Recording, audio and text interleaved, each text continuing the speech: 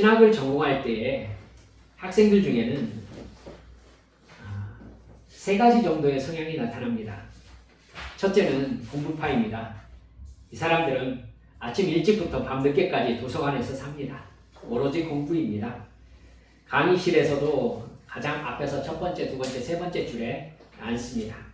교수님들에게 질문을 많이 하고 리포트도 가장 먼저 제출합니다. 시험 공부하면서 날을 셉니다. 그야말로 공부하기 위해서 대학원 온 사람들이죠. 둘째는 기도파입니다. 이 사람들은 이 사람들이라고 하니까 좀 그러네. 이분들께서는 공부보다 기도가 훨씬 중요하다고 생각해요. 그래서 중간고사나 기말고사 때도 도서관보다는 기도실에서 시간을 보냅니다. 내일이 시험인데도 기도실에서 주여 소리가 들립니다. 교수님들이 주여 하면은 주님께서 시험 문제를 알려주십니까? 라고 이렇게 빈정거리듯이 우스갯소리로 말씀하신 적이 있었던 게 기억이 납니다. 강의실에서도 교수님들이 가르치는 것은 설교가 아니라 강의잖아요. 그런데 중간중간 뜨거운 아멘 소리가 이렇게 팍 나옵니다. 교수님들이 아멘 하지 마세요. 그러는데도 절대 굽히지 않습니다. 아멘 합니다. 공부에 크게 관심을 가지고 있지 않습니다. 시험 문제에서 모르는 게 나오면 그 대학원 시험에는요 객관식이 없습니다. 문제 한 문제나 두 문제 주고 그거 앞뒤로 빽빽하게 이렇게 써야 됩니다. 모르는 게 나오면 교수님 저는 모르지만 예수님은 모두 아십니다 라고 답안지를 써서 내가지고 교수님들을 완전 화가 나게 합니다. 예수님은 A학점, 너는 F학점. 이게 교수님들의 응답이죠. 마지막 세 번째 사람들은 축구파입니다. 이분들은 비가 오나 눈이 오나 바람이 부나 운동장에 나가서 축구를 하시는 분들입니다. 신학교에 축구하기 위해서 온 것처럼 느껴질 정도입니다. 책가방에는 늘 운동복과 축구화가 들어있습니다. 강의 시간에 출석만 부르고 운동장으로 새는 전도사님들이 계십니다. 내일이 시험이라고 해도 절대 축구를 빼놓지 않습니다. 이분들은 교내 서점에 가가지고 그동안 기출문제를 대충 읽고 답안지도 대충대충 쓰면서 시험도 리포트도 대충대충 합니다. 가장 철저한 것은 축구입니다. 목회 현장에서 여러분 공부파가 목회 잘하는 것만은 아닙니다. 저도 나름대로 공부파에 속해 있었지만 기도파와 축구파도 목회 은혜롭게 하시는 분들 많습니다. 공부파든 기도파든 축구파든 나름대로 다양하신 성도들과 목회 잘하고 있는 것을 보면 나름대로 은사가 다른가 보다 하는 생각을 할 때가 있었습니다. 지금은 어떻습니까? 라고 저에게 물어보시면 따로 저에게 물어보시기 바랍니다. 제가 확실하게 대답해 드리겠습니다. 저는 아무래도 공부하러 왔으면 공부를 제대로 해야 되지 않을까라고 생각하는 편입니다. 교수님들은 기도파와 축구파들에게 제발 공부 좀 하라고 하시거든요. 제가 공부할 때에 제 마음속으로 거의 매일 이렇게 생각했던 것은 목사가 무식하면 성도가 고생한다 라는 말이었습니다. 제가 만든 말인데요. 그건 제가 지금도 확실하게 마음속에 가지고 있는 생각입니다. 목사가 무식하면 성도들을 고생시킵니다. 공부를 제대로 하지 않으면 성도들에게 뭘 가르치시겠어요? 그런 면에서 저는 느헤미야를 바라보면 공부를 제대로 한 사람이면서 동시에 기도와 축구를 모두 잘했던 팔방미인 아닌가라는 생각이 들 때가 있었습니다. 느헤미야는요, 지금 무엇을 어떻게 해야 될 때인지를 정확하게 구별해가지고 목적을 향해서 거의 빈틈없이 앞으로 나아가는 스타일을 가진 사람이었습니다. 그가 어려움 앞에서 어떤 자기 관리와 일처리 방법을 보여주는가 하는요, 지금 현대를 살아가는 우리 성도들에게 상당히 인사이트를 주는 부분이 많습니다. 제가 느헤미야를 상당히 좋아합니다. 에스라 느헤미야를 좋아하는 이유가 뭐냐면요, 여러분들이 좀 이상하게 생각하실지 모르겠습니다만은 다른 열왕기나 뭐 사무엘 이 성경을 보면은 하나님께서 말씀하시는 게 나오잖아요. 하나님께서 다윗에게 또 선지자에게 이렇게 말해가지고는 하나님께서 직접 역사하시는 역사를 컨트롤하는 부분이 나오거든요. 근데 에스라 느헤미야에서 하나님께서 누구에게 말씀하셨다든지 아니면 하나님께서 이렇게 역사해 주셨다든지라는 진술은 한 번도 나오지 않습니다. 그러니까 그야말로 하나님의 말씀에 이끌려가지고 순종한 사람이 어떻게 하나님의 사명을 성취해가는가라는 것만 나와 있어요. 그러니까 하나님께서 뭐라고 하셨는가에 대해서는 하나님께서 한마디도 하셨다라는 언급이 없거든요. 그렇기 때문에 신약시대를 살아가는 우리들에게 여러분 어떻게 하나님의 뜻을 분별해가지고 그 말씀에 순종하는 삶을 살아갈 수 있는가, 이 부분에 대해서 우리에게 직접적으로 와 닿는 말씀, 정말 깨달을 수 있는 말씀이 바로 에스라 느헤미야 말씀이다라는 생각이 저는 들어요. 여러분 우리도 한번 살펴보시면서 공부와 기도와 축구할 때를 분별하는 지혜가 우리들에게 좀 있었으면 좋겠다 하는 마음으로 여러분과 말씀 나눠봅니다. 첫 번째, 느헤미야는요, 자기가 처리해야 할 현실적인 문제를요 아주 정확하게 파악하는 주도 면밀함을 가지고 있습니다. 여러분 보세요. 지금 이 상황을 정확하게 파악해야 기도를 정확하게 할 수 있어요. 이것 때문에 여러분 내가 지금 어떤 상황에 처해 있는가를 올바로 아는 것이 참 중요합니다. 느헤미야를 보면 그 부분이 아주 지혜롭고 용이 주도하게 나타나거든요. 느헤미야가 지금 왜 여기 예루살렘에 와 있어요? 바로 예루살렘 성벽을 건축하고 성문을 다시 달아가지고 포로 후 공동체의 삶의 구심점을 바로 세우기 위해서입니다. 다시 예루살렘을 하나님의 도성으로 만들고 싶다라는 마음의 소망이 느헤미야에게 있었습니다. 그 일을 놓고요, 느헤미야는 이제 총독으로 부임했으니까 하나님 앞에 작정하고 금식하면서 기슬루월에서부터 니사월까지 여러분 여기 오기 전에 4달 동안 하나님께 간절히 기도했었잖아요. 제가 지지난주에 여러분들에게 말씀을 드리면서 기슬루월에서 니산월까지 계산하면서 거꾸로 계산해가지고 8달이라고 말씀드렸는데요. 제가 거꾸로 계산했어요. 그게 8달이 아니라 이렇게 계산해야죠. 4달입니다. 4달. 그 시간 동안 느헤미야 정말 간절히 페르시아 왕궁에서 하나님께 간구했지 않습니까? 그는 철저하게 여러분 예루살렘에 도착하기 이전부터 상황 시뮬레이션을 맞춰가지고 아닥사스다 왕에게 조목조목 도움을 요청했습니다.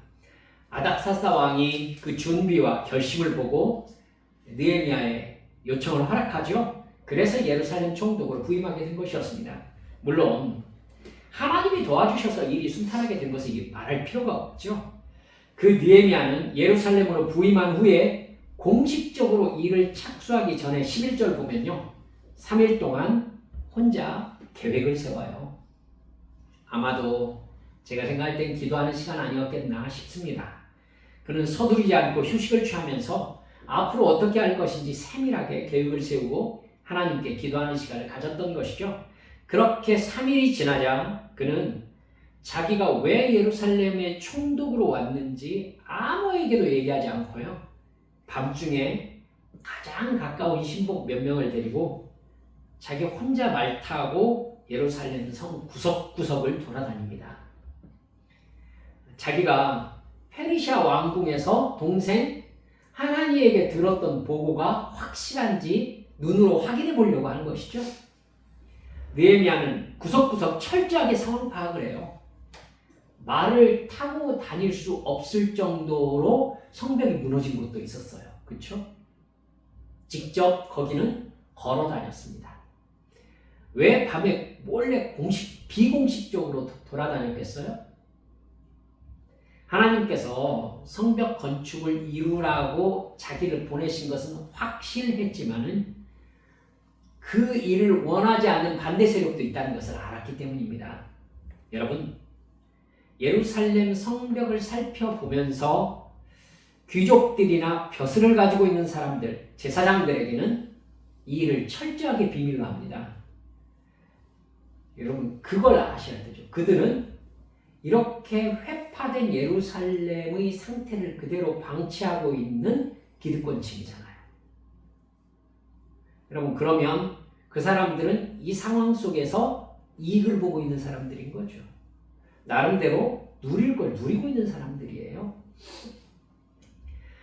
그러니까 예루살렘 성벽이 무너지고 성문이 불타 있음에도 불구하고 크게 손해보고 있지 않은 사람이고, 그렇기 때문에 지금 상황에 대해서 크게 불만이 없는 사람들인 거죠. 그들은 이 상황 속에서도 이익을 취하는 구조의 꼭대기에 살고 있는 사람들인 거죠. 그런 그들이 처음부터 느헤미야가 오자마자 나는 예루살렘 성을 뒤집어 가지고는 딱 성벽을 건축하고 시스템을 새롭게 하기 위해서 왔습니다. 이래봐요. 그러면 환영하겠어요? 여러분, 거부감을 표현할 가능성이 훨씬 많죠. 기득권자들은 느헤미야가 오기 전에 그곳에 권력자들과 줄을 대고 있었을 가능성도 많거든요. 그래야 자기들의 이익을 취할 수 있으니까요. 예루살렘 주변의 권력자들은 예루살렘이 다시 건축되어 가지고 시스템이 제대로 갖추어지는 것 바라지 않습니다. 그것은 자기들의 세력이 약화되는 것을 의미하니까요. 이런 정치적 상황을 고려해서 느헤미야는 아주 비밀스럽게 예루살렘 성의 상황을 파악했던 것입니다.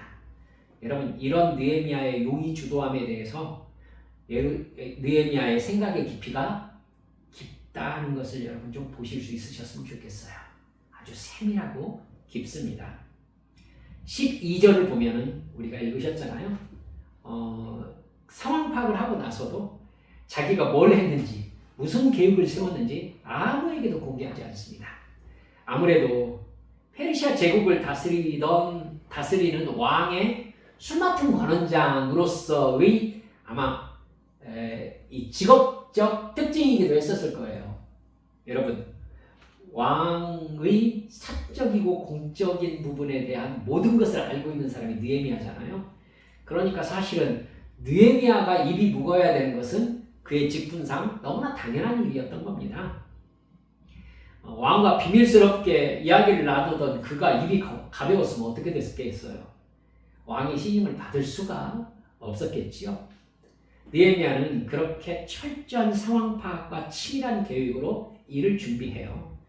하나님을 여러분 전적으로 신뢰하는 사람은 하나님이 하셔야 될 일과 자기가 해야 할 일을 날카롭게 구별해서 행동합니다. 여러분, 이 부분에 대해서 두리뭉술하지 않다는 것을 꼭 기억하시기 바랍니다. 하나님이 하셔야 할 일이 있고요, 자기가 해야 될 일이 있어요. 하나님이 하셔야 될 일은 하나님께 철저하게 맡깁니다. 그리고 자기가 해야 될 일은요, 철저하게 맡깁니까? 그런 분들 너무 많아요.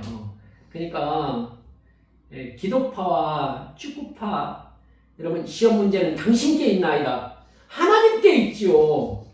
근데 자기가 공부해서 알아야 되는 거잖아요. 나는 축구에서 하나님께 영광을 돌릴 것이오니 시험 문제는 당신이 푸시옵소서입니까? 그건 아니잖아요. 그렇죠? 그러니까 하나님이 하셔야 될 일을 철저하게 하나님께 맡겼으면 내가 해야 될 일은 철저하게 해야 되는 것이죠. 그렇죠? 네.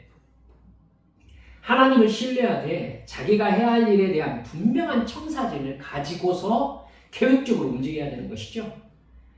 우리는 일을 이루시는 분이 하나님이심을 확신하되 그 하나님의 일이 누구를 통해서? 나를 통해서 이루어지게 되어 있다는 것을 느헤미야처럼 확신하고 있어야 됩니다. 여러분, 느헤미야가 하나님 알았습니다. 이제 하나님이 하시옵소서. 가만히 있었으면 어떻게 돼요? 그러면 여러분이 게임하듯이 갑자기 벽돌이 날아와가지고 착착착착 쌓입니까? 아니잖아요. 그렇죠? 그러니까 철저하게 상황 파악을 하되 내가 해야 될 일을 완벽하게 진행을 해야죠. 하나님은 그 상황에서 하나님의 도우심을, 하나님이 하셔야 될 일을 하시는 거니까요. 그렇죠? 하나님께 맡긴다는 걸요, 성도들 중에서는 정말 착각하시는 분들이 계세요. 내가 그렇게까지 해야 됩니까? 예, 내가 그렇게까지 해야 돼요. 하나님께서는 하나님께서 하실 일이 있고요, 나에게 맡기신 일은 내가 해야 합니다. 내가 해야 돼요. 모두 하나님께 맡겨드립니다. 하나님께서 하시옵소서. 하나님이 어떻게 해요? 그럼 딴 사람 시켜서 하라는 얘기예요? 여러분, 내가 해야 됩니다. 아시겠죠? 아멘입니까? 여러분의 자녀가 시험을 앞두고 있는데 책은 안 보고 계속 기도하고 있습니다. 갈등 드시겠죠? 여러분, 뭐라고 하시겠습니까? 당연히 지금은 책을 펴서 공부해야 될 때라고 말씀하시겠죠? 100에 9.9는 기도하고 있는 게 아니라 공부하기 싫어하는 거예요. 그러니까 기도하고 싶어하는 애는요, 하나님께 말씀드리고 간절히 공부하게 돼 있어요. 아시겠죠? 정말 기도하는 애들은. 근데 공부하기 싫어서 기도 자리에 앉아 있는 애들은 사실 기도도 제대로 못해요. 기도도. 저는 수련회 갔다 와가지고 은혜 받았다고 기타 들고 교회 와가지고 시간 보내고 있는 학생들, 청년들 상당히 좋아하지 않습니다. 제가 그 방면에 인기가 없었는지도 모르겠지만 하나님의 뜻을 따르겠노라고 회사 그만두고 교회 와가지고는 막 눈물을 흘리면서 기도하고 기타 치고 있는 청년들, 저는 그들의 꿈을 바삭바삭 깨가지고 집으로 보냈던 목사입니다. 여러분, 제가 걔네들한테 뭐라고 했는지 여러분들께 말씀드린 적이 있으시죠? 야, 교회는 내 사역지야. 네 사역지 아니니까 집에 가. 너 가정을 대상으로 사역하고 학교와 세상을 대상으로 예수를 전해. 교회에서는 내가 말씀 전할 테니까. 계속 막 가라고 그랬어요. 되게 저를 미워하더라고요. 그러다 신학하는 놈들은 저한테 엄청 혼납니다. 어디다 대고 공부하기 싫어가지고 신학을 가. 여러분, 제가 이렇게 화가 나는 이유가 있어요. 그렇게 해가지고 신학 간 사람들이, 죄송합니다만은 신학교 가가지고 축구를 한단 말이에요. 그래서 제가 죄송합니다. 인터넷에서 축구하신 목사님들 제 설교 안 들었으면 좋겠네요. 사랑하는 여러분들, 하나님께서 머릿속에서 지식을 넣어주지 않으십니다. 대신이라고 이렇게 딱 띄워버리니까 그러네요. 대신 시험지에 답안지를 써주시지도 않습니다. 그러니까 하나님이 나를 도우실 수 있도록 나에게 맡겨진 일은 내가 최선을 다해서 해야 되는 거예요. 신앙생활은 늘 그렇게 해야 됩니다. 간단한 얘기로 건강하게 해주시라고 하나님 앞에 간구하셨습니까? 어떻게 해야 되죠? 덜 드시고 운동하셔야 됩니다. 그래야 되겠죠? 예, 식사 잘 하셔야죠. 내가 할 수 있는 몸 관리를 잘해야죠. 잠 안 자고 게임하고 식사도 제때 하지 않고 라면으로 때우고 술과 커피로 사는 삶의 패턴을 바꾸지 않으면서 기도를 열심히 건강하게 해주시라고 기도하면 하나님 뭐라고 하시겠어요? 야! 그 다음 상상하시는 말씀 그대로입니다. 돈을 잘 벌 수 있도록 해주시라고 기도했으면 어떻게 해야 됩니까? 하나님이 무엇을 통해서 나에게 돈을 주실까 생각하고 내가 할 수 있는 일을 최선을 다해서 해야 되겠지요. 남편을 통해서 주신다면 어떻게 해야 되겠습니까? 남편이 돈을 잘 벌고 낭비하지 않을 수 있도록 내조를 영적으로 육적으로 철저하게 잘 해야 되겠죠. 내가 나서서 해야 될 일이 있으면 최선을 다해야 하나님께서 내 기도에 응답하시는 응답에 대해서 내가 확신할 수 있습니다. 그 라인이 엄격하게 그어져 있어요. 하나님이 하신 일이다 라고 생각한 것은 하나님이 하셔야 되고 내가 해야 될 일이다 라고 생각하는 것은 내가 해야 됩니다. 그렇기 때문에 하나님이 이걸 해주셨구나 라고 확실히 알 수 있는 겁니다. 여기 경계가 모호한 사람은 이걸 내가 해서 이런 결과가 되었나? 하나님이 하셔서 이런 결과가 되었는가를 모르는 거예요. 왜? 그 라인이 나눠져 있지 않으니까. 하나님이 하시는 일에 대해 확실히 나눠져 있는 사람은 하나님이 하셔서 이런 결과가 되었구나. 내가 해야 될 일이 딱 나눠져 있으면 나는 여기까지 했는데 하나님은 그 다음에 이걸 하셨구나. 영적인 질서가 딱딱 잡혀가는 겁니다. 아멘. 그렇게 사셔야 돼요. 그게 신앙생활입니다. 우리 느헤미야처럼 프로의식을 가지고서 자기 삶의 시간표를 점검하시기 바랍니다. 두 번째, 느헤미야는 결정적인 상황에서요 하나님의 약속을 붙잡는 모습을 우리가 살펴볼 수 있습니다. 느헤미야는 상황 파악이 완전히 끝날 때까지 입을 꾹 다물고 있다가 상황 파악이 완전히 끝난 후에요 확신이 서자 유다 사람들, 제사장들, 귀족들, 방백들과 일하는 사람들 딱 모아놓고요 정면으로 자기 계획을 밝히고 그들을 설득합니다. 나는 성벽 재건을 하기 위해서 페르시아 왕 아닥사스다의 조서를 가지고 예루살렘 총독으로 왔다. 나는 그동안 예루살렘 성의 상황 파악을 완전히 마쳤다. 너희들도 예루살렘 성의 상황을 모두 알고 있지 않느냐? 하나님의 성이라는 예루살렘 성이 무너지고 성문이 불탔다. 이것이야말로 하나님의 백성으로서의 수치 아닌가? 우리가 예루살렘 성을 건축하자. 내가 예루살렘 성 소식을 듣고 페르시아 왕궁에서 슬퍼하며 하나님께 기도했을 때 하나님은 아닥사스다 왕에게서 이런 허락을 받을 수 있도록 나를 도와주셨다. 이제 예루살렘 성벽을 건축하는 일은 하나님의 사명을 따라 이루어져야 되는 일이다. 우리가 헌신하면 이건 하나님께서 도와주시고 이루실 일일 것이다. 우리 모두 힘을 내자. 요약하는 이것이었습니다. 이런 느헤미야의 말은 강한 설득력을 가지고 있었어요. 느헤미야의 상황 파악이 정확했기 때문입니다.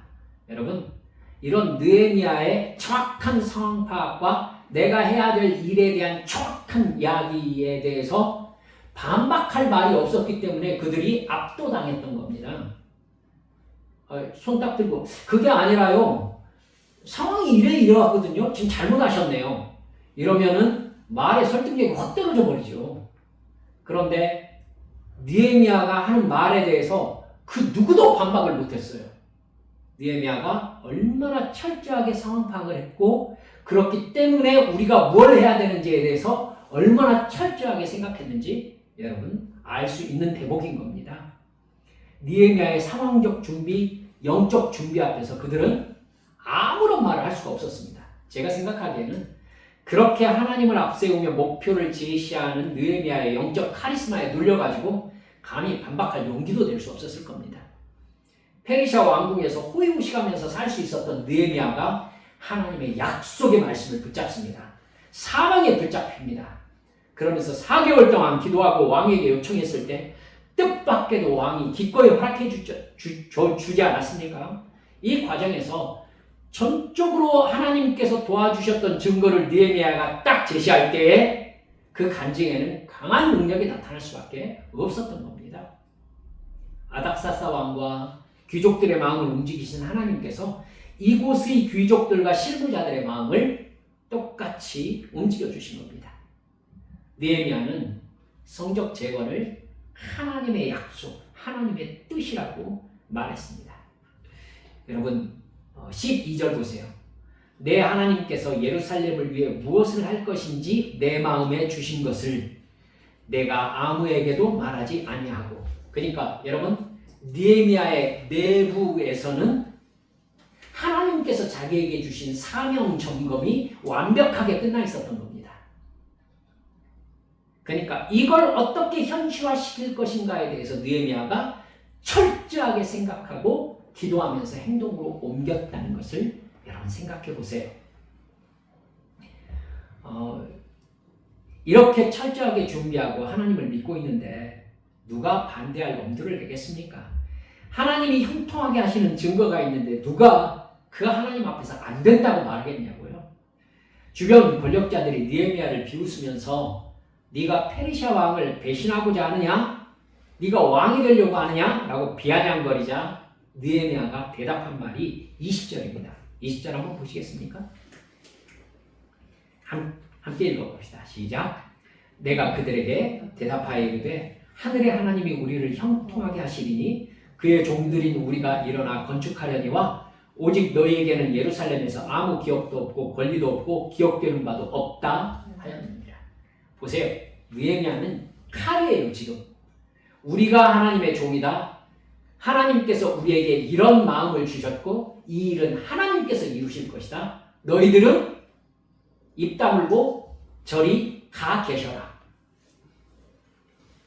발 들여놓을 생각도 말라는 겁니다. 여러분, 느헤미야의 기세를 보세요. 지금 그들이요, 나름 권력자들이거든요. 나름 영향을 끼칠 수 있는 사람들이에요. 그런데 여러분, 그들이 하는 말에 대해서 느헤미야는 칼같이 잘라버려요. 하나님이 계획하시고 하나님의 종들인 우리가 알 것이니까 너희들 발 들여놓을 생각도 하지 말라는 겁니다. 여러분, 적어도 하나님께 기도하고 자기 인생을 걸고 하나님을 의지하려면은 이 정도의 결단이 있어야 됩니다. 하나님이 나를 복 주시기로 약속하셨다. 어떤 어려운 일이 있어도 나는 하나님을 믿을 것이다.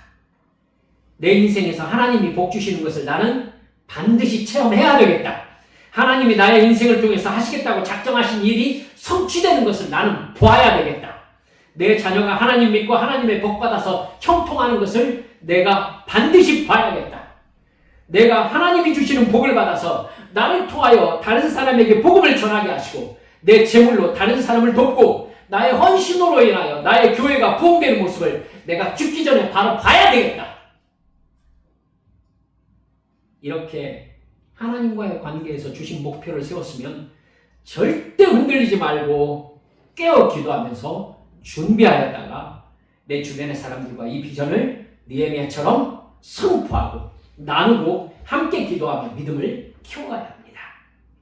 그러면 그 사람들이 그 믿음에 감염됩니다.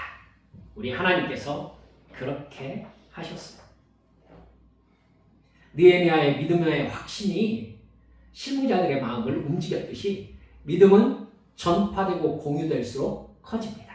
그리고 하나님이 복 주시는 개인과 가정과 교회로 만들어져 가는 것입니다. 여러분, 느헤미야를 보세요. 느헤미야의 기도와 느헤미야의 실행력과 느헤미야의 생각을 보세요. 말씀을 맺습니다. 느헤미야, 여러분 머릿속에서 어떤 남자일까? 직장인으로 보세요.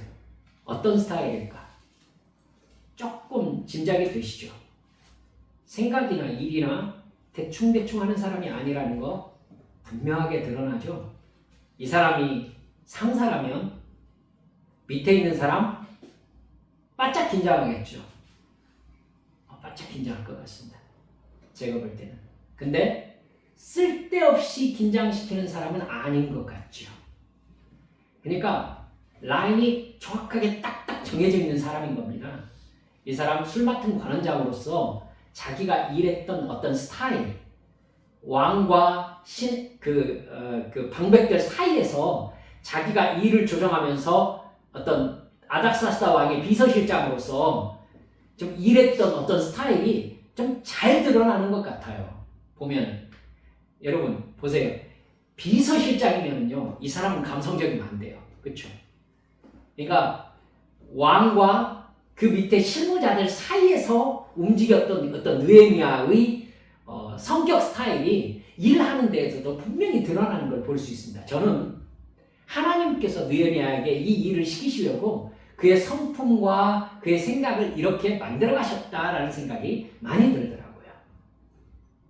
여러분, 하나님이 주신 비전은 그저 기도하고 앉아있다고 이루어지지 않습니다. 성령께서 깨닫게 하시는 그 일을 최선을 다해 열중하셔서 이렇게 상황 안으로 내가 들어가가지고 철저하게 내가 무엇을 하고 하나님께 뭘 맡기고 그리고 그 하나님께 맡긴 것이 정말 하나님이 하실 일인가 라는 부분에 대해서 확실하게 라인을 그어가시면서 실행에 옮기셔야 합니다. 나를 통해 일하심을 확신하는 증거를 보이세요. 그때 주님이 일하시기 시작합니다. 그 사명을 가족들에게 또 지체들에게 나누세요. 그때 믿음이 더 커지고 능력이 더 커지고 하나님의 역사가 이루어지는 것이 눈에 보이기 시작하는 것입니다. 느헤미야와 같은 철저한 마인드로 하나님의 사명을 감당하는 여러분 되시기를 주님의 이름으로 축원합니다. 우리 함께 기도하십시다. 사랑하는 여러분들, 저는 생각하기에 아브라함도 이삭도 야곱도 여러분 우리가 교회에서 좋게 은혜롭게 그렇게 넘길 수 있는 스타일의 사람들이 아니라는 걸 저는 성경을 보면서 더욱더욱 느낍니다. 이 사람들이 하나님의 말씀에 순종하기 위해서는요, 때로는 자기 생명을 걸어야 되는 상황이 있었어요. 여러분, 자기 생명을 감정에 거는 사람이 있습니까? 아니에요. 철저하게 사실에 겁니다. 하나님께서 여러분들의 삶을 인도하시는 것이 사실임을 확신하고 있다면 여러분도 틀림없이 내가 해야 될 일과 하나님이 하셔야 될 일의 라인을 분명하게 그으실 수 있게 되실 것입니다. 여러분, 성령님 저에게 깨닫게 해주세요. 제가 여기까지는 할 겁니다. 하나님, 그 일을 통해 무엇을 하실지는 저는 잘 모릅니다. 하나님께서 이 일은 하나님이 하셔야 될 일이라는 걸 저는 알고 있습니다. 주님, 제가 하나님께서 하라고 하시는 일 최선을 다해 감당할 때에 결국 우리 하나님의 영광이 드러나게 해주옵소서. 성령의 감동하심에 이러한 믿음의 시스템이 내 안에 확고히 갖추어지도록 해달라고, 믿음의 실행력이 내 안에 새로워지게 해달라고 하나님 앞에 간절히 동성으로 기도하시겠습니다.